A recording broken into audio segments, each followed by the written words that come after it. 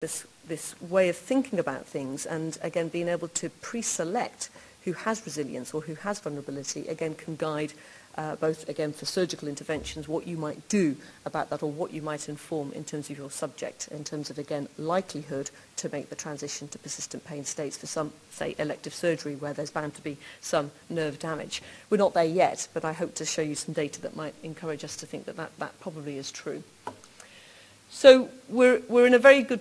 place right now because we have a sort of plethora of different imaging tools available to us that actually can explore the human central nervous system, and we can put the same person in again and again and again. I'm just going to largely stick with the MR, the magnetic resonance imaging modality. I'll touch a little bit on positron emission tomography, but even under just the MR umbrella,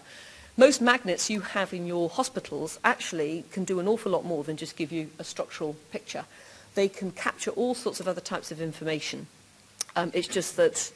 again, within the NHS, that's not required and not demanded. But again, we've got to work together to help you translate what we've been able to do for about 10 years to happen in the NHS scanners, if you want it and if you think it's going to be helpful. So we can capture information at extraordinary high contrast and resolution, so much, much better, if you like, T1 and T2 images that can show you an awful lot more of actually what's going on in terms of, again, the grey and the white matter integrity. We can couple that with exquisite analyses that will allow us to, at a very high capacity,